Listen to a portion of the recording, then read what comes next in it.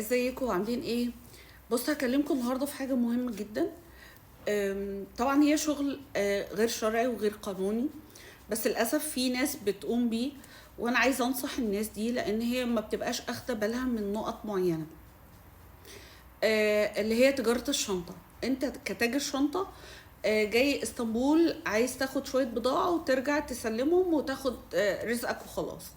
الموضوع معقد شوية، يعني انت بتاخد عندك 3 طرق علشان تاخد بضاعة من مكاتب تسليم تجار الشنطة.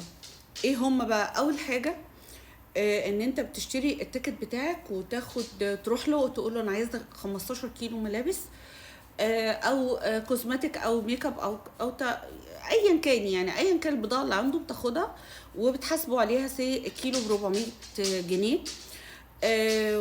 وده بيكون شامل الجمرك. لو البضاعة دي جمركت انت اللي بتتحمل مسؤوليتها، وتسلمه في مصر وتستلم فلوسك.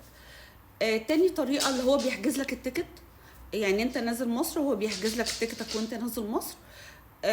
وبيديك يعني مثلا تقريبا 7-8 كيلو على ظهرك، حاجتك انت، والباقي بيكون وزنه هو. بقى بيقفل لك الشنطة اللي بتدخل في قلب الطيارة، والشنطة اللي على اللي في ايدك في الطيارة، وبيديك كمان كيس.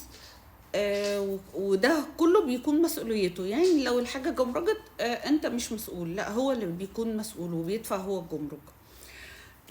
تالت طريقة بقى اللي هو مثلا انت بتحاسبه كيلو ب 250 سي، ولو جا جمرك هو اللي بيدفعه. ما جاش انت كده بتكون محاسب عن 250 وخلاص، يعني بتأمن نفسك شوية.